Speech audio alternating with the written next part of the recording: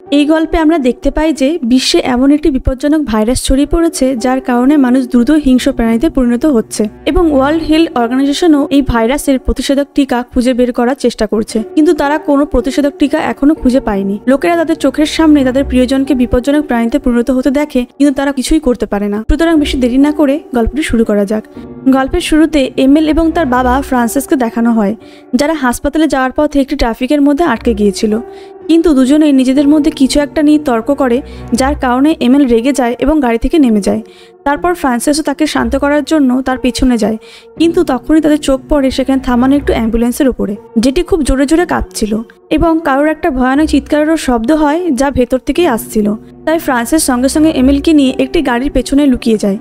তখন হঠাৎ সেই অ্যাম্বুলেন্সের দরজা ভেঙে একটি প্রাণী বেরিয়ে আসে, যার শরীর অর্ধেক মানুষ এবং অর্ধেক পাখির ছিল। কিন্তু নিরাপত্তা কর্মকর্তারা তাকে একটা মিউট্যান্ট হিসেবে ধরার চেষ্টা করে, কিন্তু সেই প্রাণীটি কোনো রকমে সেখান থেকে পালিয়ে যায়। এরপরে ফ্রান্সিস এবং এমেল ডাক্তারের সাথে দেখা করতে হাসপাতালে পৌঁছায়, যেখানে এমেলের মা নিনার চিকিৎসা চলছিল এবং তিনি এই হাসপাতালেই ভর্তি ছিল।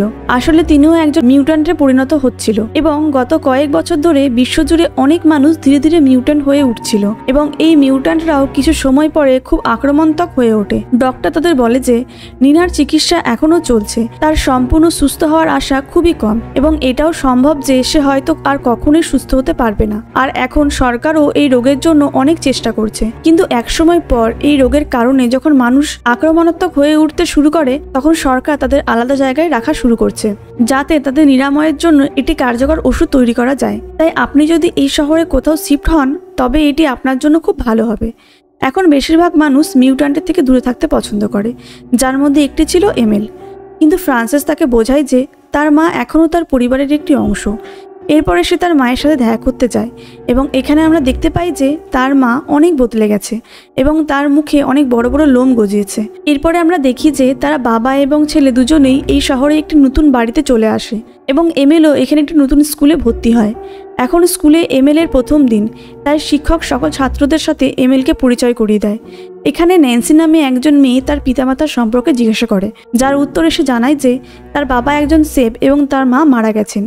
এরপরে ন্যান্সি তার এই প্রশ্নে গিল্টি বোধ করে, যার কারণে সে এমেলকে সরি বলে। এতে এমেলের ন্যান্সির এই আচরণ দেখে খুব ভালো লাগে। এখন এরপর এমেল স্কুল শেষে বাড়ি পৌঁছায় এবং আমরা রাতের দৃশ্য দেখি, যেখানে খারাপ আবহাওয়ার কারণে বাইরে প্রচণ্ড ঝড় হচ্ছে, যার ফলে তার বাড়ির বিদ্যুৎও চলে যায় এবং ঝড়ের শব্দে এমেলের ঘুমও ভেঙে যায়। এবার যখন সে জেগে ওঠে জানলার কাছে যায়, তখন হঠাৎই সে লক্ষ্য করে যে একটি মিউট্যান্ট তাদের বাড়ির দিকে হুকি মারছে, কিন্তু পরের মুহূর্তে সেই মিউট্যান্টটি সেখান থেকে অদৃশ্য হয়ে যায়। তারপর পরদিন সকালে দুজনে মিলে রাতের ঝড়ের কারণে ঘরের ওপর যে গাছ পড়েছিল তা সরাতে শুরু করে। তখনই ফ্রান্সিসের কাছে একটি এমার্জেন্সি কল আসে। তারপরে তারা তখনই গাড়ি নিয়ে একটি জায়গায় পৌঁছে যায়, যেখানে তারা জানতে পারে যে গতরাতে ঝড়ের কারণে মিউট্যান্ট বোঝাই করা একটি অ্যাম্বুলেন্স পুকুরে পড়ে গিয়েছে, যার কারণে সেখানে অনেক মিউট্যান্ট মারা যায়। এটা দেখে ফ্রান্সিস অনেক চিন্তিত হয়ে পড়ে, কারণ তাকে ফোন করে আগে জানানো হয়েছিল যে তার স্ত্রীও এই একই অ্যাম্বুলেন্সে ছিলেন। কিন্তু কিছু অফিসার এসে তাকে থামায় এবং জুলিয়া নামে একজন পুলিশ অফিসার তাকে শান্ত করে বলে যে কিছু মিউট্যান্ট দুর্ঘটনার কারণে মারা গেছে এবং কিছু এখান থেকে পালিয়ে বনে গেছে, আর ফ্রান্সিসের স্ত্রী নিনাও যারা পালিয়ে গেছিল তাদের মধ্যে একজন। তারপরে আমরা পরের দিনের দৃশ্য দেখি, যেখানে এমেলের স্কুল শিক্ষক টাগ অফ ওয়ার নামে একটি ম্যাচ আয়োজন করে, যেখানে এমেলও অংশগ্রহণ করে। কিন্তু যখন এমেলের দলের সমস্ত ছাত্র পড়ে যায়, তখন এমেল একাই সেই দড়ি টেনে বিপরীত দলকে পরাজিত করে, যার কারণে এমেলের দল এই ম্যাচ জিতে যায়। ফলে সকল ছাত্রছাত্রীরা তার শক্তি দেখে খুব মুগ্ধ হয়ে তার প্রশংসা করতে থাকে। তারপর ছাত্রদের একজন এমেলকে একটি পার্টিতে আমন্ত্রণও জানায়, কিন্তু এমেলের মনোযোগ শুধু তার হাতের দিকে ছিল এবং সে কিছু অদ্ভুত অনুভব করছিল। এরপর সে তাড়াতাড়ি তার বাড়িতে ফিরে যায়, যেখানে সে তার নখের ভেতরে কিছু দেখতে পায় এবং অনেক কষ্টে তা সরিয়ে ফেলেন, যার কারণে তার আঙুল থেকে অনেক রক্তপাতও হয়। এরপর যখন সে তার টি শার্টটি খোলে, তখন সে দেখে যে তার পিঠের আকৃতিও ধীরে ধীরে পরিবর্তন হচ্ছে এবং নিজের মধ্যে এত পরিবর্তন দেখে সে খুব ঘাবড়ে যায়। এর মানে হলো যে এমেলও এখন একটি মিউট্যান্ট হতে শুরু করেছে। অন্যদিকে ফ্রান্সিস যখন একটি সুপার মার্কেটে ছিল, তখন তার আবারও জুলিয়ার সাথে দেখা হয় এবং তখনই তারা হঠাৎই শুনতে পায় যে কেউ চিৎকার করছে। আসলে একজন গ্রাহক একটি মিউট্যান্টকে দেখেছিলেন এবং এই তথ্য পাওয়ার সঙ্গে সঙ্গে জুলিয়া এবং জুলিয়ার পুরো দলটি সুপার মার্কেটে চলে আসে এবং দোকানটিকে খালি করতে বলে। কিন্তু যখন ফ্রান্সিস সেই মিউট্যান্টটিকে খোঁজা শুরু করে তখন জুলিয়াও তার সাথে খুঁজতে থাকে। এখানে ফ্রান্সিস মনে করছিল যে এই মিউট্যান্টটি হয়তো তার স্ত্রী নিনা হতে পারে, কিন্তু যখন তারা সেই মিউট্যান্টটিকে দেখে যে সে শুধু একটা মেয়ে যে কিনা মাছ খেতে এসেছিল, কিন্তু তারপরও মেয়েটি তাদের ওপর কিছু কিছু জিনিস ফেলতে থাকে এবং সেখান থেকে পালিয়ে যেতে শুরু করে। জুলিয়া তাকে অনুসরণ করে, কিন্তু মেয়েটি জুলিয়ার দিকে জিনিস ছুঁড়ে পালাতে থাকে, কিন্তু জুলিয়া লাফিয়ে তাকে খুব সহজেই ধরে ফেলে। এরপর পুলিশ সদস্যরা মিউট্যান্টটিকে অ্যাম্বুলেন্সে তুলে নিয়ে যায়। তারপর আমরা পরের দৃশ্য দেখি যেখানে এমএল তার বন্ধুদের সাথে একটি পার্টিতে গেছে এবং সবাই একসাথে অনেক এনজয় করছে। তখন হঠাৎই এমএল এর অ্যালকোহলের কারণে শরীরে কিছু সমস্যা শুরু হয়, যার কারণে ন্যান্সি তাকে একটু ওষুধ দেয়, কিন্তু এমএল খুব অদ্ভুতভাবে ন্যান্সির হাত চেটে চেটে সেই ওষুধটিকে খেতে থাকে, যা দেখে সেখানে বসে থাকা তার বন্ধুরা খুব হাসতে থাকে। এখন নিজেকে নিয়ে এভাবে মজা করতে দেখে সে খুব লজ্জায় পড়ে যায়, সেজন্য সে তৎক্ষণাৎ সেখান থেকে উঠে পাশের জঙ্গলের দিকে পালিয়ে যায়। এখন পরের দিন সকালে যখন তার চোখ খোলে তখন সে নিজেকে একটি লেকের কাছে শুয়ে থাকতে দেখে এবং সঙ্গে সঙ্গে সে তার বাড়ির দিকে রওনা দেয়। সে বাড়ি ফিরে তাড়াতাড়ি বাড়ির বাথরুমে যায় এবং তার টি শার্টটি খুলে নিজেকে পরীক্ষা করতে শুরু করে। তারপর সে বুঝতে পারে যে তার মুখে কিছু যেন একটা আটকে আছে। তখন তার মুখ থেকে একটি পালক বেরিয়ে আসে, যার মানে সে রাতে একটি পাখি শিকার করেছিল। কিছুক্ষণ পর এমএল এবং ফ্রান্সিস নিনাকে খুঁজতে জঙ্গলের দিকে যায়, যেখানে পথে এমএল তার বাবাকে জিজ্ঞেস করে যে তার মা যখন প্রাণীতে পরিণত হচ্ছিল তখন তাকে দেখে সে কিছু অদ্ভুত মনে করেনি। উত্তরে ফ্রান্সিস তাকে বলেন যে তিনি কখনোই নিনার মধ্যে অদ্ভুত কিছু খুঁজে পাননি, শুধুমাত্র একটু বদলে গিয়েছিল, কিন্তু তিনি এখনও নিনাকে নিজের স্ত্রী মনে করেন। এরপর দীর্ঘ সময় ধরে তারা নিনাকে খুঁজতে থাকে। এইভাবে রাত হয়ে যায়, তাই তারা গাড়ি নিয়ে জঙ্গলের চারিপাশে নিনাকে ডাকাডাকি করে এবং খুঁজতে থাকে, কিন্তু তবুও তারা তাকে খুঁজে পায় না। তারপর তারা গাড়িতেই ঘুমিয়ে পড়ে। এরপর আমরা দেখতে পাই যে ভোর রাতে হঠাৎই তাদের কুকুরটি গাড়ি থেকে বেরিয়ে জঙ্গলের দিকে ছুটতে থাকে, তাই এমএলও তার পেছনে ছুটতে থাকে। কিন্তু জঙ্গলের একটা জায়গায় যাওয়ার পর হঠাৎ সেই বার্ডম্যান যে শুরুতে অ্যাম্বুলেন্স থেকে পালিয়ে গিয়েছিল সে হঠাৎ করে এমএলের ওপর আক্রমণ করে দেয় এবং তাকে মারার চেষ্টা করে, কিন্তু সেই সময়ই তার চোখ এমএলের চোখের উপর পড়ার সাথে সাথে সে বুঝতে পারে যে এমএলও একজন মিউট্যান্ট, তাই সে থেমে যায়। ইতিমধ্যে এমএল এর বাবাও তাকে বাঁচাতে সেখানে চলে আসে। তারপরে সে এমএলকে সাথে নিয়ে সেখান থেকে চলে যায়। এখন পথে ফ্রান্সিস এমএলকে হাসপাতালে নিয়ে যাওয়ার জন্য জোর করে, কিন্তু এমএল এতে রাজি হয় না, কারণ সে জানতো যে হাসপাতালে গেলে কি হবে। এই বিষয়টি নিয়ে তাদের মধ্যে তর্ক শুরু হয় এবং এরই মধ্যে হঠাৎ একটি ঘোড়া গাড়ির সামনে চলে আসে, কিন্তু ফ্রান্সিস সঠিক সময়ে ব্রেক দিয়ে গাড়িটি থামিয়ে দেয়। তারা দেখতে পায় যে তারা একটি হর্স রাইডিং স্কুলের কাছে দাঁড়িয়ে আছে, যেখানে একটি মিউট্যান্ট কিছু ঘোড়াকে আক্রমণ করেছে। তাই অফিসার জুলিয়া এবং তার দল সেখানে উপস্থিত ছিলেন। জুলিয়া এসে এমএলের ক্ষত দেখতে পায় এবং সে প্রশ্ন করে যে কি হয়েছে, যার উত্তরে ফ্রান্সিস মিথ্যা কথা বলে যে তাদের কুকুর তাকে কামড়ে দিয়েছে। ফলে জুলিয়া তাকে আর্মি ক্যাম্পে নিয়ে যায়, যেখানে একজন আর্মি ডাক্তার এমএলের চিকিৎসা করে। এখানে আমরা জানতে পারি যে পালিয়ে যাওয়া মিউট্যান্টকে ধরতে এখানে আর্মি সেনাবাহিনীকেও পাঠানো হয়েছে। এখন ধীরে ধীরে সময় অতিবাহিত হওয়ার সাথে সাথে এমএলেরও শরীর পরিবর্তন হতে থাকে, যেটা তার দৈনন্দিন জীবনকেও প্রভাবিত করে, যেমন তার ক্লাসে অদ্ভুত আচরণ করা এবং এখন সে তার সাইকেলও ঠিকঠাক মতো চালাতে পারে না। এসব দেখে ন্যান্সি তাকে জিজ্ঞেস করে যে কি হয়েছে, যার উত্তরে সে অসুস্থ হওয়ার ভান করে এবং ন্যান্সি তাকে তার বাড়িতে নিয়ে যায়, যেখানে তারা দুজনেই অনেকক্ষণ কথা বলে। তারপর যখন এমএল ড্রিঙ্ক নেওয়ার জন্য ফ্রিজ খোলে তখন তার চোখ পড়ে একটি পাখির ওপর, যার রং হুবাহু তার গলায় পাওয়া পালকের মতো ছিল। তাই সে ন্যান্সিকে এই বিষয়ে জিজ্ঞেস করে। ন্যান্সি বলে যে এই পাখিটিকে সে বাইরে মৃত অবস্থায় পেয়েছিল, তাই সে এটিকে তুলে এখানে রেখেছে। এটা শুনে এমএলের একটু অদ্ভুত লাগে। ন্যান্সি বলে যে সে এই পাখিটিকে সেনাবাহিনীকে দিতে চায়, যাতে তারা এই পাখিটিকে সেই মিউট্যান্টদের খাদ্য হিসেবে দিতে পারে। এর কিছুক্ষণ পর এমএল সেখান থেকে চলে আসে এবং সোজা এসে একটি পুকুরে ঝাঁপ দেয় এবং সেখান থেকে মাছ ধরে খেতে শুরু করে এবং তারপর কিছু মাছ নিয়ে সেখান থেকে চলে যায়। তারপর সে জঙ্গলে সেই জায়গায় আসে যেখানে সে বার্ডম্যান তার উপরে আক্রমণ করেছিল। এরপর সে বার্ডম্যান খুব ক্ষতবিক্ষত অবস্থায় গড়াগড়ি খেতে খেতে এমএলের সামনে পড়ে যায়। তারপর এমএল তার সামনে কিছু মাছ রাখে এবং তাকে খেতে দেয়। সে সেগুলিকে খেতে শুরু করে। তারপর এমএল বার্ডম্যানটিকে তার নাম বলে এবং সে তার নাম জিজ্ঞেস করে, যার উত্তরে সে নিজের নাম ফিক্স বলে। এরপর এমএল ফিক্সকে তার জীবনের সম্পর্কে জিজ্ঞেস করে, কিন্তু ফিক্সের কিছুই মনে ছিল না।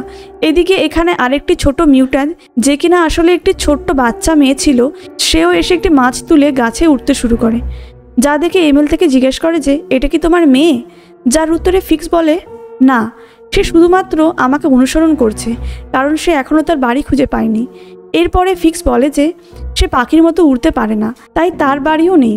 তখন এমএল ফিক্সকে পাখির মতো উড়তে শেখার জন্য কাছের একটি পুকুরে নিয়ে যায়, যেখানে সে তাকে সাহায্য করে এবং পুকুর থেকে সমস্ত লাঠি সরাতে থাকে যাতে ফিক্সের উঠতে শেখার সময় সে কোনোভাবে আহত না হয়। এবং এভাবেই ফিক্স এবং এমেলের মধ্যে খুব ভালো বন্ধুত্ব গঠিত হয়। এরপর সন্ধ্যায় এমেল তার সাইকেলে চড়ে বাড়ির দিকে যেতে শুরু করে, কিন্তু সে ঠিকঠাক মতো সাইকেল চালাতেই পারে না, যার কারণে সে রেগে গিয়ে সাইকেলটি সেখানেই ফেলে দেয়। অন্যদিকে আমরা ফ্রান্সেসকে দেখি, যেখানে তিনি একটি রেস্তোরাঁর পেছনে একটি প্রাণীকে চলাচল করতে দেখে। তাই তার মনে হয় যে এটি হয়তো তার স্ত্রী নিনা হতে পারে, কিন্তু তখন একটি প্রাণী পেছন থেকে এসে সরাসরি ফ্রান্সেসকে আক্রমণ করে দেয় এবং তাকে ধরে ফেলে। ঠিক তখনই রেস্তোরাঁর মালিক সেখানে চলে আসে আর ওই প্রাণীটিকে শান্ত করে এবং বলে যে সে তার বোন, যাকে সে তাকে পুলিশের হাত থেকে রক্ষা করার জন্য এখানে লুকিয়ে বেঁধে রেখেছিল। কিন্তু তারপরও সে প্রাণীটি শিকল ভেঙে বনের দিকে পালাতে শুরু করে এবং ফ্রান্সেসও সঙ্গে সঙ্গে জঙ্গলের দিকে ছুটতে শুরু করে, কারণ তার মনে হয়েছিল হয়তো তার স্ত্রী নিনাও সেখানে থাকতে পারে। কিন্তু সেখানে যাওয়ার পর সে আরেকটি প্রাণী দেখতে পায়, যেটা দেখতে ভাল্লুকের মতো। সে ফ্রান্সিসকে দেখে সেখান থেকে চলে যায়। এবার যখন জুলিয়া তার সেনাদলের সাথে রেস্টুরেন্টে পৌঁছায়, তখন ফ্রান্সিস জুলিয়াকে মিথ্যা বলে যে সে নিনাকে বনে দেখেছে, যাতে জুলিয়া এবং তার সেনাদল নিনাকে খুঁজতে তাকে সাহায্য করে। এরপরে এমেলও তার বাবার সাথে দেখা করে এবং বলে যে তার সাইকেলটি ভেঙে গেছে, তার তাই ফিরতে দেরি হয়েছে। এখন পরের দিন এমেল ফিক্সের কাছে যায়, যেখানে ফিক্স ওড়ার প্র্যাকটিস করছে, কিন্তু সে বারবার চেষ্টা করেও অল্প দূরে গিয়ে আবারও নিচে পড়ে যাচ্ছে। এখন সন্ধ্যায় ফ্রান্সিস যখন নিনাকে খুঁজতে জুলিয়ার সাথে বনে আসে, তখন সে সেখানে এমেলের সাইকেলটি দেখতে পায়। এমেলের সাইকেলটি এখানে দেখে সে কিছুই বুঝতে পারে না, তাই সে সাইকেলটি নিয়ে বাড়ি ফিরে আসে। এবার যখন সে বাথরুমে এসে হাত ধুতে যায়, তখন সে দেখে যে বেসিনের পাইপটি জ্যাম হয়ে গেছে। তাই সে পাইপটি খুলে পরিষ্কার করতে যায় এবং সে লক্ষ্য করে যে পাইপের ভেতরে কিছু চুল ও নখ ভাঙা অবস্থায় আটকে আছে, যা দেখে সে বুঝতে পারে যে নিশ্চয়ই এমেলের সাথে কিছু ঘটছে যা সে তার কাছ থেকে লুকিয়ে রেখেছে। এরপর যখন এমেল বাড়ি পৌঁছায়, তখন ফ্রান্সিস তাকে সেই নখ ও চুল দেখায় এবং জিজ্ঞেস করে যে এগুলি কার নখ যা আমি বাথরুমে খুঁজে পেয়েছি। তখন এমেল বলে যে সে এইসব বিষয়ে কিছু জানে না। এরপর ফ্রান্সিস তাকে তার সাইকেলটি দেখিয়ে বলে যে আজ আমি জঙ্গলে এটি খুঁজে পেয়েছি, তুমি কি বলতে পারো যে এটি সেখানে কি করে গেল? কথা শুনে এমেল সেখান থেকে পালাতে শুরু করে, কিন্তু কিছু দূর যাওয়ার পর ফ্রান্সিস তাকে ধরে ফেলে এবং বলে, এমেল, আমি তোমার সাথে আছি, তুমি শুধু বলো তোমার সাথে কি ঘটছে। তখন এমেল কেঁদে ফেলে এবং তার বাবাকে সব বলে দেয় যে সেও এখন ধীরে ধীরে প্রাণীতে পরিণত হচ্ছে। এর পরের দিন সকালে ব্রেকফাস্ট করার সময় ফ্রান্সিস এমেলকে বোঝায় যে তারা দুজন মিলে অবশ্যই কিছু না কিছু উপায় বের করবে, কিন্তু আপাতত পুলিশের হাত থেকে বাঁচতে হলে এমেলকে তার নখ ও চুল কাটতে থাকতে হবে। এতে এমেলও রাজি হয়। তারপর পরের দিন এমেল ফিক্সের সাথে দেখা করতে বনে যায়, কিন্তু আজ ফিক্স কিছুই বলতে পারে না। সে তাকে কিছু বলার চেষ্টা করে, কিন্তু তার কণ্ঠস্বর কেবল পাখির মতো বেরিয়ে আসে এবং সে এখন উড়তেও পারে। তার মানে এখন ফিক্স সম্পূর্ণরূপে একটি প্রাণীতে পরিণত হয়ে গিয়েছে। এরপর সে এমেলকে উড়ে দেখায়, যা দেখে এমেলও খুব খুশি হয়। এখন যখন এমেল বাড়ি ফেরে, তখন ফ্রান্সিস এসে তাকে জিজ্ঞেস করে যে তুমি সারাদিন কোথায় ছিলে? আমি তোমাকে এতবার কল করেছি, তুমি আর বেশি এভাবে বাইরে ঘোরাঘুরি করো না। এদিকে এমেলের নখের দিকে তার চোখ গেলে সে তাড়াতাড়ি একটি কাঁচি নিয়ে তাকে বলে যে তোমার নখ কাটতে হবে, কিন্তু এমেল নখ কাটতে রাজি হয় না। এবার যখন ফ্রান্সিস নিজে জোর করে তার নখ কাটতে যায়, তখন এমেল ফ্রান্সিসের হাত কামড়ে দেয়, কিন্তু কিছুক্ষণ পর সে ফ্রান্সিসকে ছেড়ে সেখান থেকে চলে যায় এবং বাড়ি থেকে পালিয়ে আসে। এখন বাইরে আসার পরে এমেলের ন্যান্সির সাথে দেখা হয়, যে তাকে তার বাড়ি অবধি পৌঁছে দিতে বলে। তাই তারা দুজনে একসাথে কথা বলতে বলতে যেতে থাকে এবং কথায় কথায় তারা একে অপরের প্রতি খুব ঘনিষ্ঠ হয়ে পড়ে। এরপর যখন এমেল ফিরে আসে, তখন তার এক বন্ধু ভিক্টর তার সাথে দেখা করতে আসে। ভিক্টর আসলে জানতে পেরেছিল যে এমেলও এখন একটি প্রাণীতে পরিণত হচ্ছে, তাই সে নিজের সাথে একটি হাই ফ্রিকোয়েন্সি ডিভাইস এনেছিল এবং সেটি এমেলের কাছে নিয়ে এসে সেটাকে অন করে দেয়, যা শুনে এমেলের খুব কষ্ট হতে লাগে এবং সে ওটা সহ্য না করতে পেরে ভিক্টরকে এক চড় মারে, যার ফলে তার গালে একটি ক্ষত সৃষ্টি হয় এবং সে চিৎকার করতে শুরু করে। এবার ভিক্টরের কণ্ঠস্বর শুনতে পেয়ে সেনা অফিসার এবং পুলিশ বনের দিকে যেতে শুরু করে। এইদিকে এমেলও ভিক্টরকে চড় মারার পর ওই জঙ্গলের কাছেই ছিল। এবার যখন সে বুঝতে পারে যে সেনাবাহিনী এবং পুলিশ এই বনে কোনো প্রাণীর সন্ধান করছে, তখন সে ভয় পেয়ে সেখান থেকে পালাতে শুরু করে। কিন্তু একজন পুলিশ অফিসার দূর থেকে কাউকে জঙ্গলে দৌড়াতে দেখে গুলি চালায়, কিন্তু ঠিক সেই সময়ই সেখানে ফিক্স এসে পুলিশ অফিসারটিকে মেরে ফেলে। নিচে থেকে এমেলও ফিক্সকে দেখতে পায় এবং দুজনে সেখান থেকে পালাতে শুরু করে, কিন্তু পুলিশও তাদের পিছু নেয় এবং অনেক দূর পালানোর পর একটি জায়গায় এসে পুলিশের এক সদস্য ফিক্সকে লক্ষ্য করে গুলি ছুড়লে সে নিচে পড়ে যায়। এমেল তার কাছে গিয়ে তাকে বাঁচানোর চেষ্টা করে, কিন্তু সে কিছুই করতে পারে না, ফলে ফিক্স সেখানেই মারা পড়ে। এবার পুলিশ সেখানে পৌঁছানোর আগেই এমএল সেখান থেকে পালিয়ে যায়। এরপর আমরা আবারও এমএলকে দেখি যে কিনা এখনও অবধি বনেই ছিল এবং বনের ভেতরে ঘুরে বেড়াতে শুরু করে। এই সময় তার খুব খিদে পেলে সে গাছ থেকে বেরিস ছিঁড়ে খায় এবং পুকুরে স্নান করে। এভাবে সে 4-5 দিন ধরে বনেই কাটায়। তারপর এক রাতে যখন সে একটি গুহার মধ্যে রাত কাটাচ্ছিল তখন তার চোখ পড়ে একটি প্রাণীর ওপর, যেটি আসলে তার মা নিনা ছিল। নিনা এখন পুরোপুরি একটি ভাল্লুকের মতো হয়ে গিয়েছিল এবং যখন সে এমএলের কাছে আসে তখন সে বুঝতে পারে যে সে তার ছেলে। তারপরে সে আবারও বনে ফিরে যায় এবং এমএলও গুহা থেকে বেরিয়ে আসে এবং তাকে অনুসরণ করতে করতে বনে এমন একটা জায়গায় পৌঁছায় যেখানে সমস্ত মিউট্যান্টরা একসাথে ছিল, যারা কিনা একসময় মানুষ ছিল এবং এখন তারা বিভিন্ন প্রাণীতে পরিণত হয়েছে। কিন্তু ঠিক সেই সময়ই সেখানে পুলিশ চলে আসে এবং তারা একে একে সব প্রাণীদের ধরতে শুরু করে এবং এটি দেখে এমএলও সেখান থেকে দৌড় লাগায়। কিন্তু কিছু দূর যাওয়ার পর এসে নিচে পড়ে যায় এবং পুলিশ এসে তাকে ধরে ফেলে। কিন্তু পুলিশ এমএলকে সাধারণ মানুষ হিসেবেই ধরেছিল, কারণ তারা ভেবেছিল এমএল হয়তো ভুল করে এখানে চলে এসেছে। এখন ফ্রান্সেসও এমএলকে উদ্ধার করতে থানায় আসে, যেখানে একজন পুলিশ অফিসার তাকে বলে যে এমএলকে এই কাগজে স্বাক্ষর করতে হবে, যেখানে লেখা ছিল যে সে ভুল করে বনে পৌঁছে গিয়েছিল। কিন্তু যখন এমএল স্বাক্ষর করার জন্য কলম ধরে সে আর কোনো মতেই স্বাক্ষর করতে পারে না। তাই সে রেগে গিয়ে পুলিশের সামনে ভয়ঙ্কর গর্জন শুরু করে, যা ওই পুলিশ অফিসারও শুনতে পায়। কিন্তু ফ্রান্সিস ছেলেকে বাঁচানোর জন্য অফিসারকে ধাক্কা দেয় এবং তারপর সে নিজেই সেই কাগজটিতে স্বাক্ষর করে এমএলের সাথে বেরিয়ে যায়। এখন পথে এমএল তার বাবাকে বলে যে সে এখন আর বাড়ি যেতে চায় না, সে তার মা নিনার সাথে বনে থাকতে চায়, কারণ সে তাকে দেখেছিল যে কিনা সে একই বনে ছিল। এতে ফ্রান্সিসও বুঝতে পারে যে এমএলকে ছেড়ে দেওয়াই উচিত, কারণ এটি তার পৃথিবী নয় এবং এখন সে কেবল বনে থেকেই সুখী হতে পারে। ফ্রান্সিস গাড়ি ঘুরিয়ে পুলিশের ব্যারিকেড ভেঙে জঙ্গলের মাঝখানে পৌঁছে যায়, যেখানে গাড়ি থামিয়ে এমএলকে সে জঙ্গলে যেতে বলে। কিন্তু এই সময়ে ফ্রান্সিসের চোখে জল ছিল, কারণ তিনি জানতেন যে সে তার ছেলের জন্য কিছুই করতে পারলেন না। এরপরে এমএল সে বনে চলে যায় এবং গল্পের শেষে আমরা বনের মধ্যে এমএলকে দেখতে পাই যে কিনা নেকড়ের মতন আওয়াজ করে দৌড়াচ্ছিল, যাকে দেখে বোঝা যাচ্ছিল যে সে এখন খুবই খুশি। এবং এই দৃশ্যের সাথে সাথেই এই গল্পটি এখানেই শেষ হয়ে যায়। তো বন্ধুরা, আশা করি এই গল্পটি আপনাদের ভালো লাগলে অবশ্যই চ্যানেলটিকে সাবস্ক্রাইব করে একটা লাইক দিয়ে যাবেন। আবারও দেখা হবে এইরকমই আরেকটি দুর্দান্ত গল্পের সাথে। ততক্ষণ অবধি take care and thanks for watching.